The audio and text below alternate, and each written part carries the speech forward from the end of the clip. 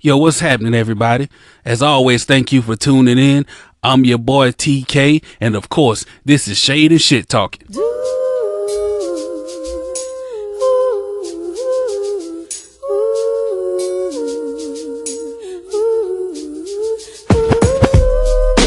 Life, I wonder, will it take me under? I don't know. Imagine smoking weed in the street without cops. Yo, big shout out to that boy Nas and Lauryn Hill, who 22 years ago on this week, they dropped this hip hop classic that's beloved by everybody. You know, If I Rule the World, which meant a lot to a lot of people, and it still does. And it also kind of made me think about last week episode when I talked about the somberness of Memorial Day and how we observe it. Well, I wanted to talk about it last week, but I kind of waited to save it this week. Something else that we should have been somber about and really observed and talked about. But with America being what it is, we definitely, wouldn't talk about it mainstream. And what I'm referring to is the Tulsa massacre of 1921, or what they like to call the race riot. But no, it was not a race riot. It was a massacre. And for those who don't believe me, let's take a look at the totality of that event over a span of only 16 hours. Well, you know what? Before I do that, let me just give a brief summary of this community. It's Tulsa, Oklahoma, the Greenwood community. And what's so spectacular about this place is that this land was, set aside for blacks and Indians. And they freely gave them this land because, it was, in their eyes, worthless, which usually is the status quo. We've always had to deal with the scraps and the hand-me-downs of a privileged society. But anyways, so this land had oil that was discovered. And this oil led to blacks and Indians becoming wealthy. This place, they practice nepotism to the fullest and group economics to the fullest, which, by the way, we really should adopt that mode of thinking, if we ever want to progress as a whole, as a community. Another spectacular thing about this community was the fact that a dollar passed through this community between 36 to 100 times before it made its way out of the community. I mean, that right there is just fucking amazing. So anyway, this community, it was thriving. It was wealthy. That's where the name Black Wall Street came from. It had restaurants, it had furriers, it had jewelry stores, it had 2 or 3 hotels, it had 2 movie theaters, 2 hospitals, 21 restaurants, 30 grocery stores. It had libraries, it had newspapers, it had doctor offices, lawyer offices, dentists.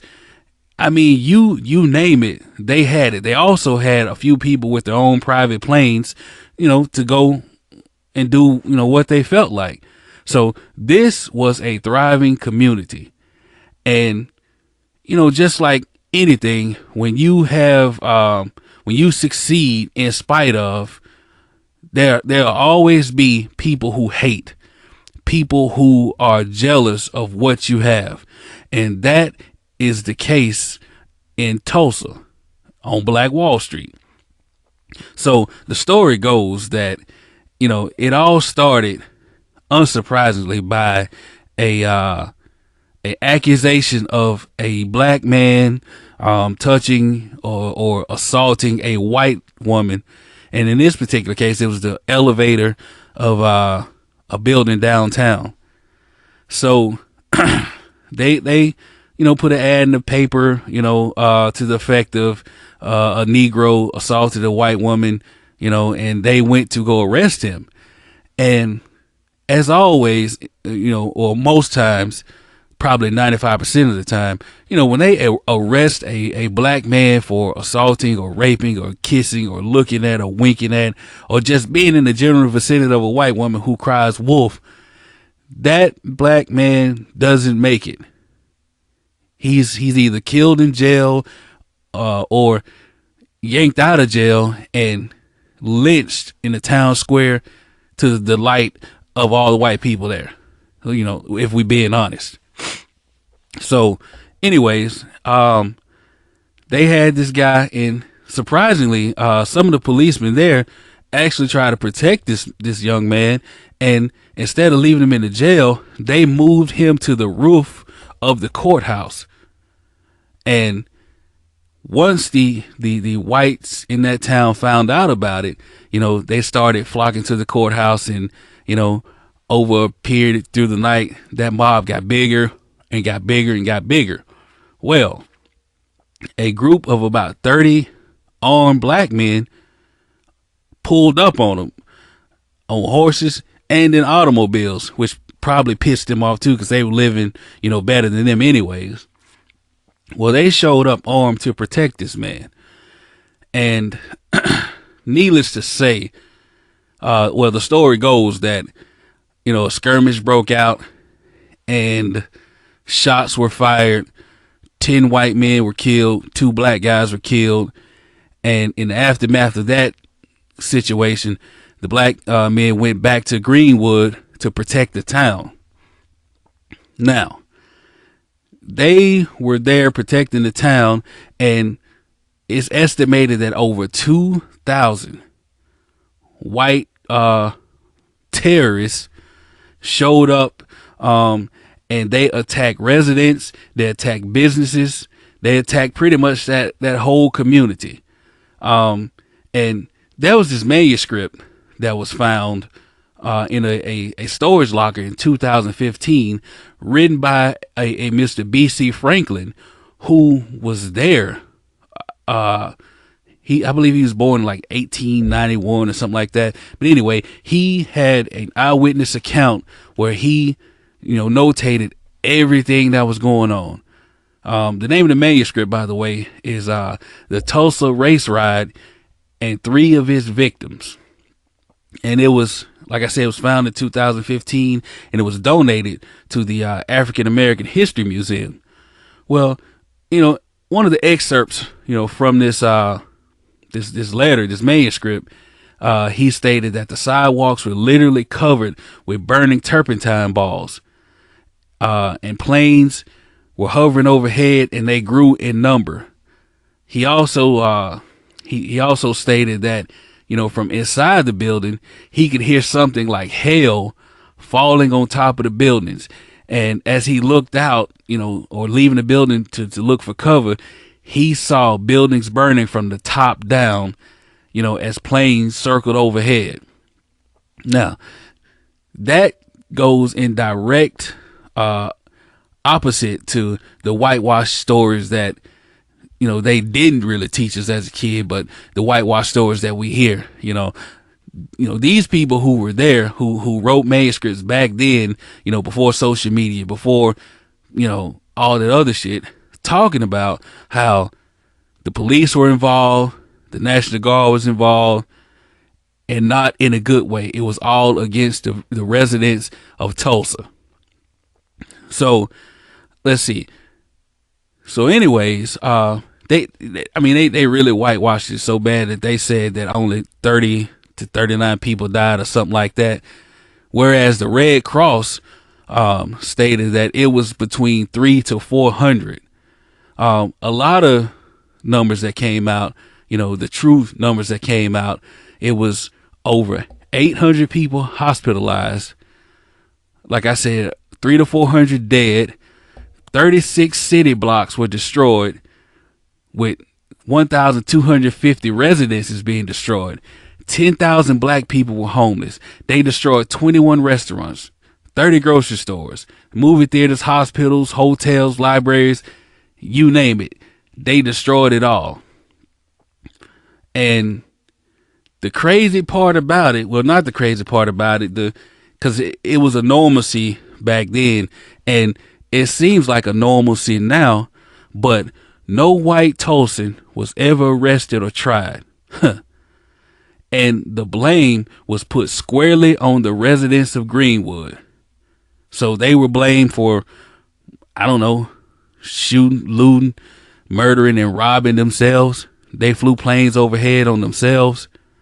But to this day, the Tulsa massacre, not riot, the Tulsa massacre remains the single largest massacre of African American citizens in the history of the U.S. And, Black Wall Street is a dramatic example of the kind of events that stain this nation's history and have perpetuated racial inequality in the U.S. Fact. Big fact. So, I told that story, basically to tell y'all this. In order for us to really succeed, in order for us to move forward, first of all, we have to know our history, know ourselves. Second of all, we have to practice group economics. We have to work together. There's nothing wrong with nepotism. Nothing at all. Everybody else does it. We have to create wealth through whatever means it takes. Real estate, investments, whatever. But we need to create wealth, distribute wealth amongst ourselves, and make sure that our dollars that we spend stay in our communities. And that's how we will build.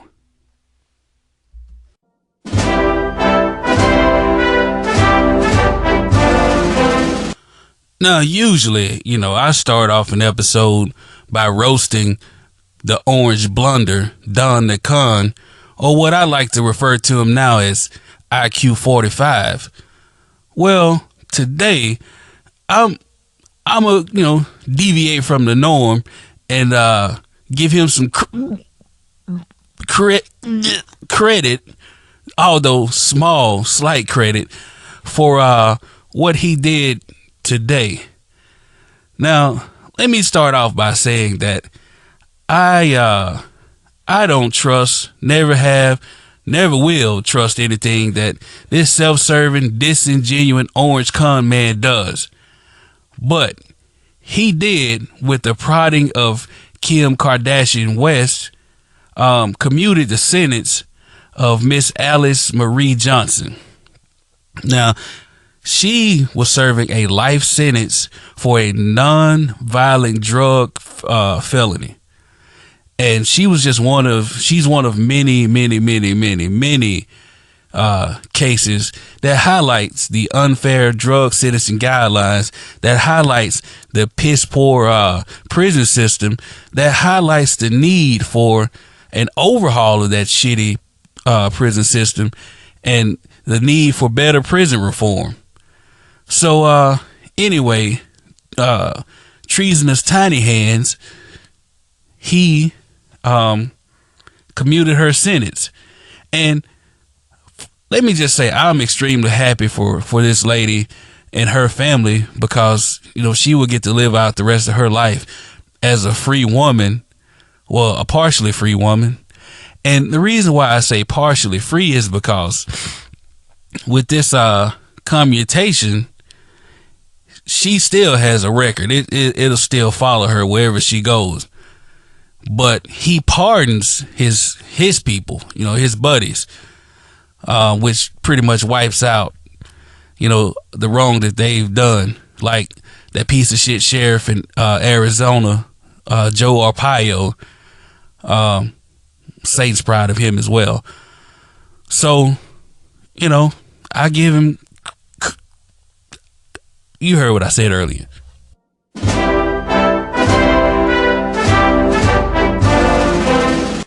Now, I know a lot of y'all have seen, on the news about the Philadelphia Eagles visit to the White House being canceled.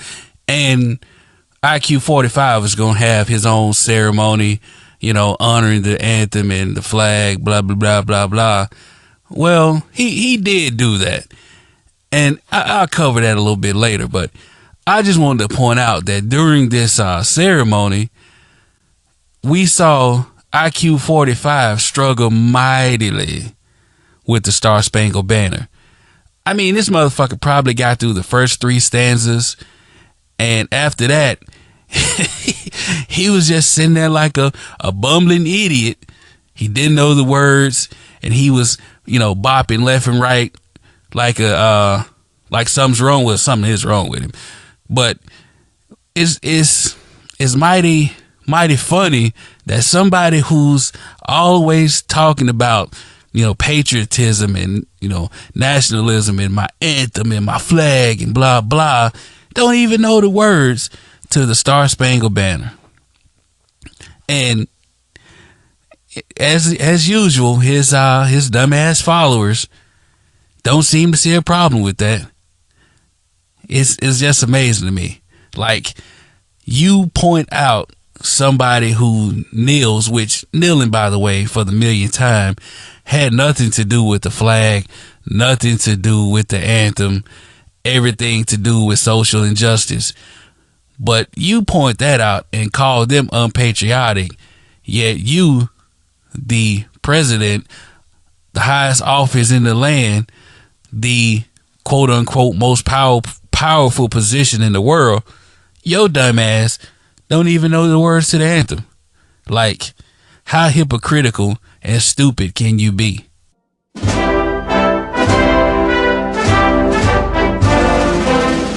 So, I like to give a big shout out to Mr. Ben Bowling of Bell County, Kentucky.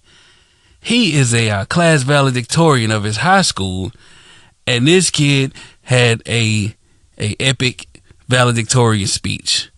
So he's going through this whole spiel with his speech or whatever, and he says, this is the part of my speech where I share some inspirational quotes I found on Google. And the quote was, "Don't just get involved. Fight for your seat at the table. Better yet, fight for a seat at the head of the table." And he attributed the quote to Donald J. Trump. And the crowd erupted in applause. And then this dude interrupted the cheers, and he was like, "Nah, I'm just kidding. That was Barack Obama." Crickets. Met with some booze. This dude just trolled the shit out of a whole auditorium of Trump loving idiots. God damn. This kid is going real far in life. Congratulations.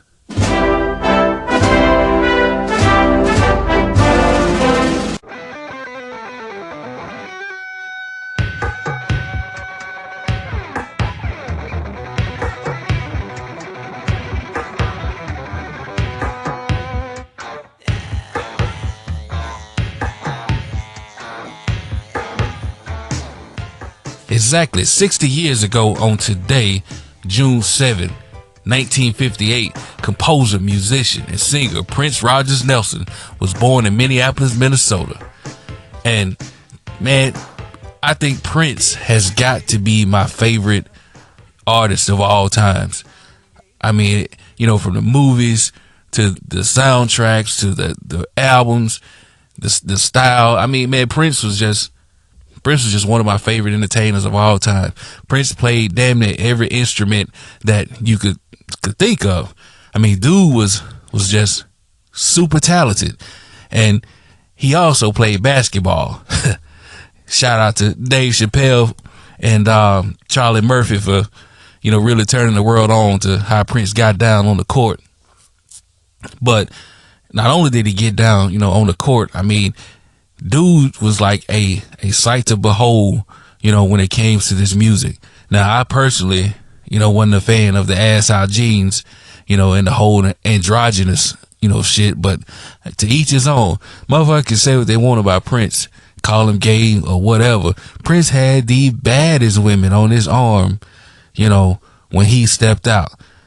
Man, it's still hard to believe that, he's gone. Just like it's still hard to believe that Mike's gone. And, of course, with especially, celebrities of that stature, you got your conspiracy theories. And, his death was under a cloud of mystery, and some people think he was murdered. I don't know, but however, whatever the case may be, it doesn't take away from who he was and what he did, and the fact that he was pro-black, and the fact that he changed the game with the dropping his name and going with the symbol. I mean, and then you can just go down his catalog, the list of songs, that is just mind blowing. From I Want to Be Your Lover, 1999, Little Red Corvette, When Doves Cry, which is one of my favorites, Purple Rain, another favorite, I Would Die for You, Raspberry Beret, Kiss, Sign of the Times. I think my personal favorite is The Beautiful Ones. I probably listen to that Prince song more than any other song that he's created. Oh, and Scandalous, that's another hot Prince song. Cream, Diamonds and Pearls. I mean, you can go on and on and on and on about the music that this man put out. And you also can't forget about Purple Rain. And my favorite scene was him telling Apollonia to purify herself in the waters of Lake Minnetonka. Classic. But I love Prince, man. He was one of my all-time favorites, the all-time favorite. And rest in peace.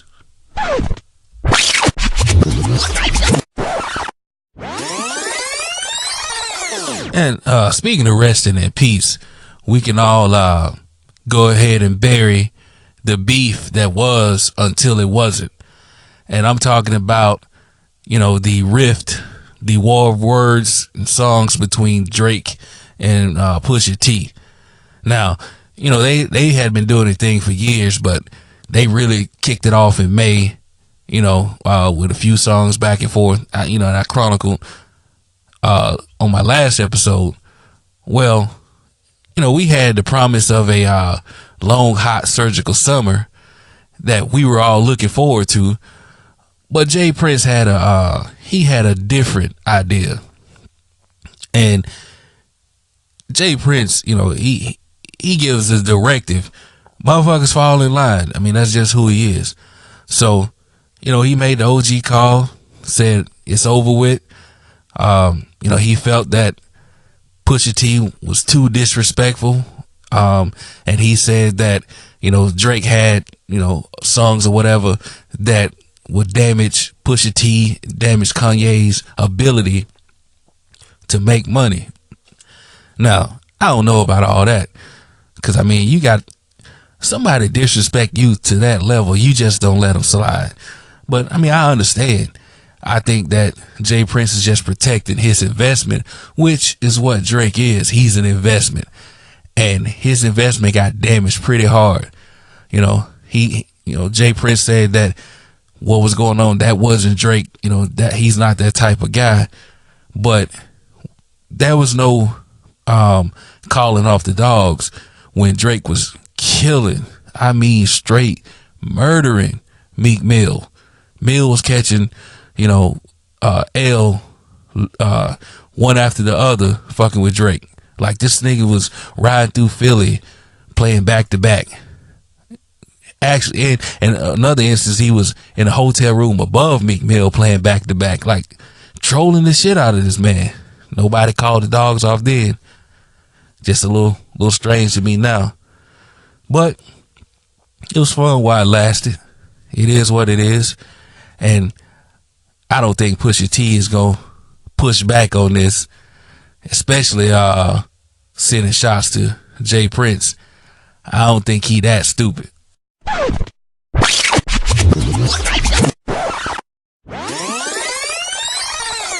So in other music and entertainment news, speaking of stupid, stupid in a good way this time, I'm talking about Kevin Hart. He has a new movie coming out, I believe in August, late August, early September, called Night School with Tiffany Haddish. I don't know if any of y'all seen the clips. If you haven't, you can find them on YouTube or whatever. Go check it out. It seems like it's gonna be a pretty funny movie. Now, Kevin Hart has put out a lot of material the last 3 or 4 years. You know, he's had some hits. He's also had a lot of misses. And he's had a few comedy specials as well. 2 or 3 of them I liked. Now he's got a new tour that's coming out, and this tour actually has been pretty much a historic tour for Kevin Hart. He has sold over 1 million tickets for the Kevin Hart Irresponsible tour, and that made it the largest comedy tour in the world. And when I say world, I mean world. He's like sold out across 15 countries.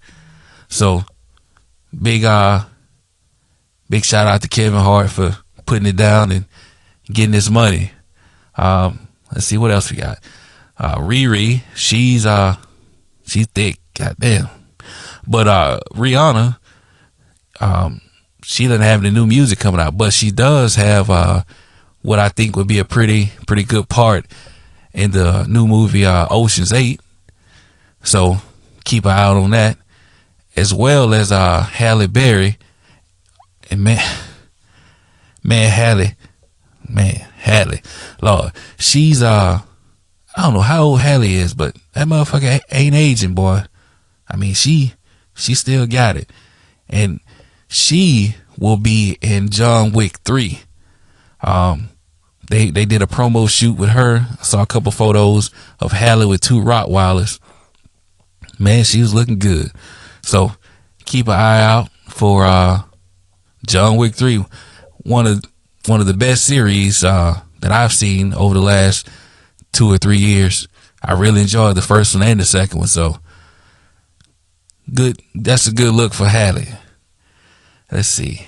Oh, I also saw a tweet with Ice Cube.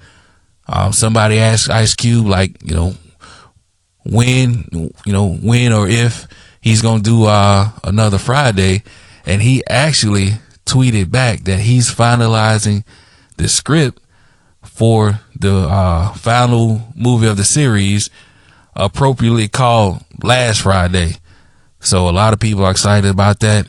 I did see a picture of him sitting at the table, same table from the first movie, with Pops, John Witherspoon, and Mike Epps. Now there's no word if Smokey is gonna be on this one, but with him doing Rush Hour 4, trying to get the IRS off his goddamn back, I don't see why not. So hopefully they can put it together and give us a good send off to that franchise.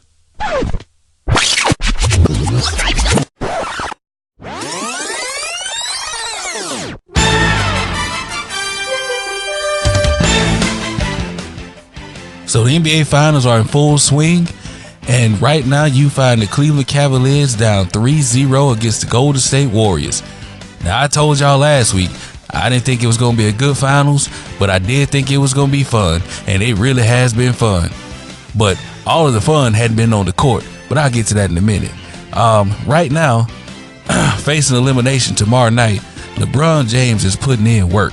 This man is averaging almost 38 points a game and 9 rebounds, and he's getting some help from Kevin Love. Well, a lot of help from Kevin Love. He's averaging 21 points, 12 rebounds, and that's about it. The rest of them niggas is useless.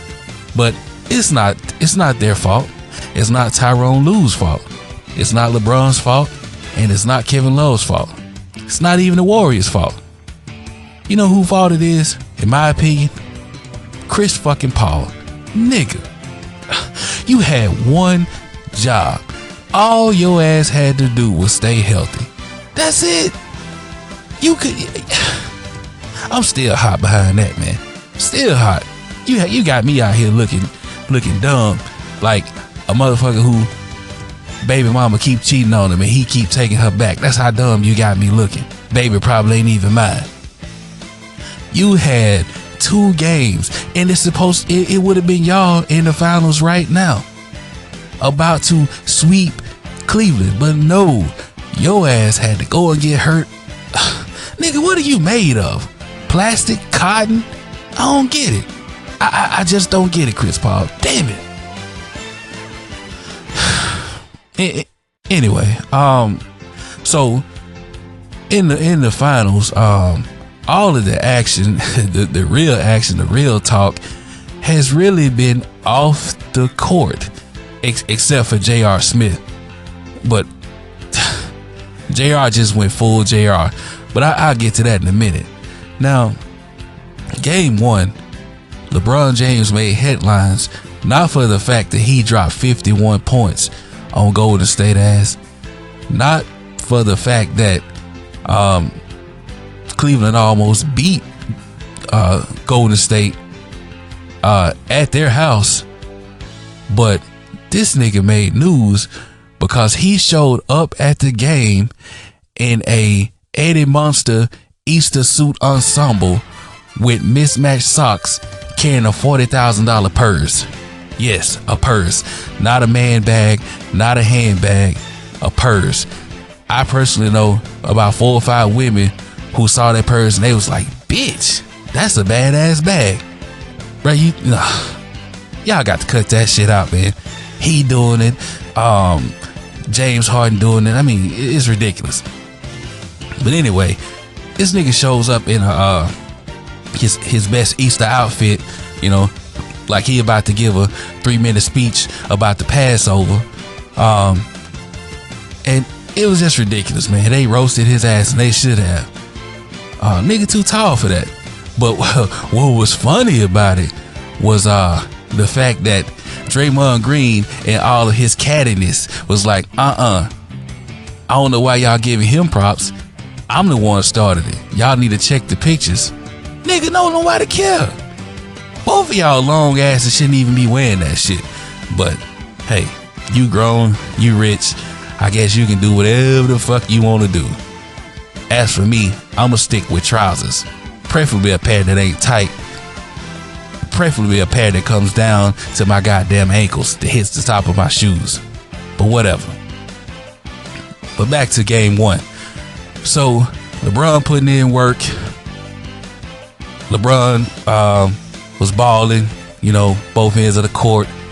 And that game came down to 3 people outside of LeBron. George Hill, J.R. Hennessy and Weed Smith, and Tyronn can't coach Lou. In the waning seconds, they had a foul. They were shooting 2 free throws. And you know, you talk about the scenarios in the huddle before you take these free throws. At least a good coach would talk about everything in the huddle. Timeouts, what ifs, you know, do this if this happens, do this if that happens.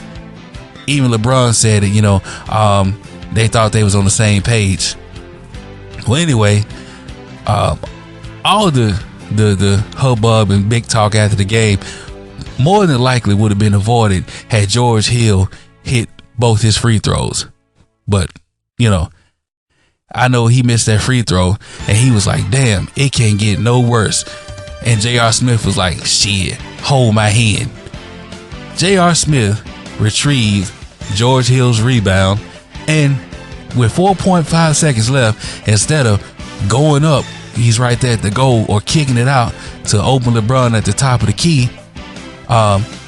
this nigga dribbles to the liquor store down the block. And pretty much that ended the series, in my opinion. You cannot let Golden State get off the hook when you got him. And he did. Now, you saw on the sideline where Bron asked Lou if they had any timeouts, and Lou was like, yeah, and Bron damn near lost it, like he wanted to kill everybody on the sideline. It kind of reminded me of that gif of the little boy sitting at the table where he smacks the table, he kicks his arms and flares his arms and legs. That's what Bron looked like at that moment to me. Pissed. And he had every right to be. I mean, you lay it all on the line like that, only to be denied, not by the other team, but by faulty coaching and a boneheaded play from somebody who did know the situation. JR Smith's situation awareness is about as dumb as IQ 45's awareness of anything real. And that was the turning point of the series in game 1. It was over at that moment. So after the game, you get to the press conference, and a reporter, was asking LeBron about what was J.R. Smith's, mind frame, what was going on in his mind at the moment. And Bron told him, hey, I don't know what he was thinking. We came out of the huddle, I thought we was on the same page, and the guy just kept drilling. And Bron, damn, Bron in all his hissy fit, diva-ish glory, he stood up, he grabbed his keys, put his purse on his forearm with his wrist turned up. He threw his head up high, held that back, head up high like a successful single independent mother, and he strutted out that bitch with all the fierceness of Angela Bassett on Waiting to Exhale after she burned that nigga's car. Only thing missing in that scene was Mary J. Blige singing I'm Not Gonna Cry and Bron flicking that goddamn cigarette. Oh, damn, bro. Damn. So, you get to game 2. They lost. No surprise there. You get to game 3. They lost. No surprise there. Like I said, it was over. And, Bron was getting help. But I kind of felt like at the end of regulation on game 1, when you saw what happened with J.R. Smith, I'm willing to bet you that Bron's wife Savannah was on the phone with Peanuts Moving Service telling them to start packing their shit in Cleveland and start shipping it to LA, cause that's where he going. LeBron about to be the Lakers with that ball boy. So get ready for that. So anyways, after game 3, you saw him in the press conference looking dejected, looking sick, which he knows is over. And he was kind of sitting there, they was talking to him, and he's, Bron has his uncanny memory. He replays plays throughout the game, and his head can tell you, move for move. But just watching him in that press conference, you could tell that how he felt about his team, through his body language. As a matter of fact, he said something that made me realize what he felt his other teammates was doing. Matter of fact, I'm gonna play it for you real quick. Help me, nigga, help me. And that pretty much sums it up. I mean, the game 4 is Friday night. Ain't no game 5, bitch. It's over with. Hey, you tried it. We'll see you next year in LA.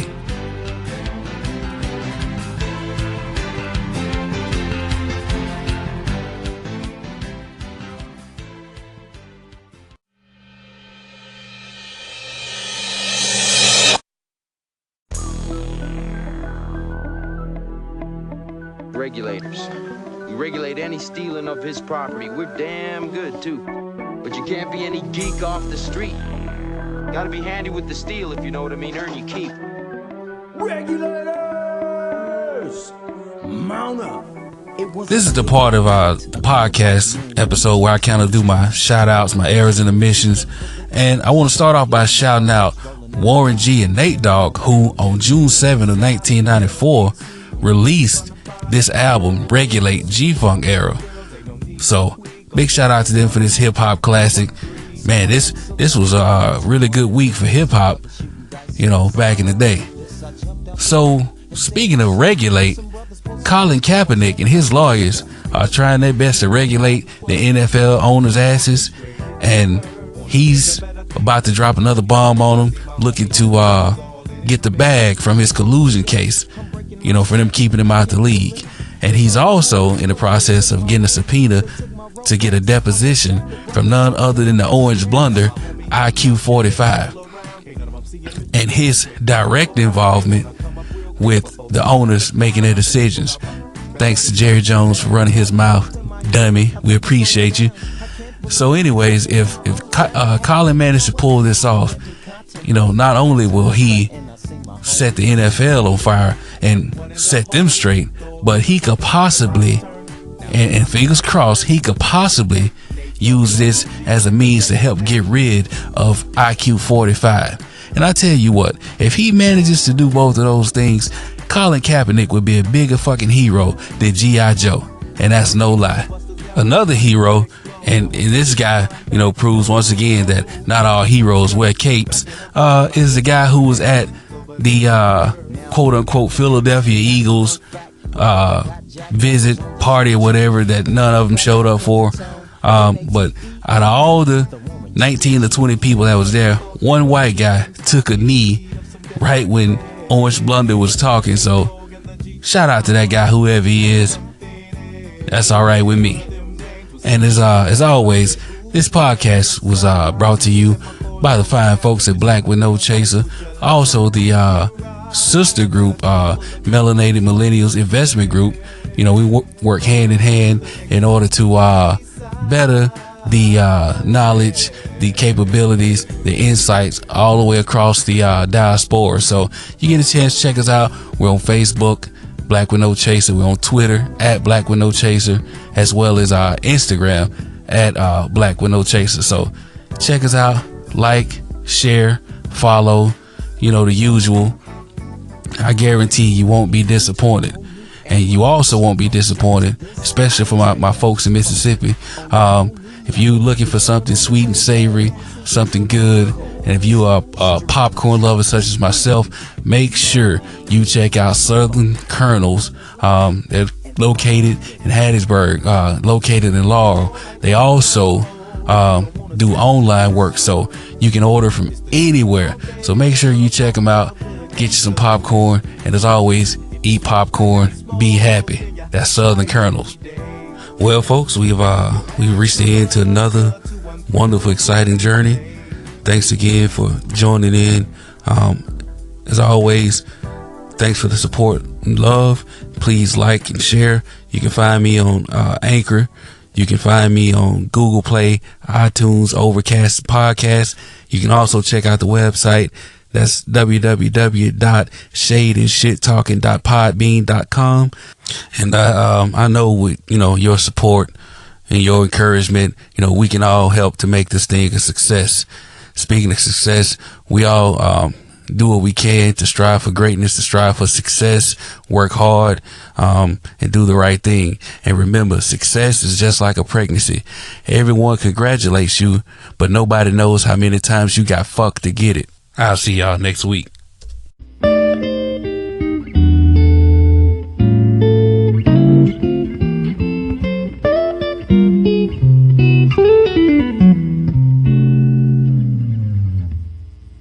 Oh, thank you.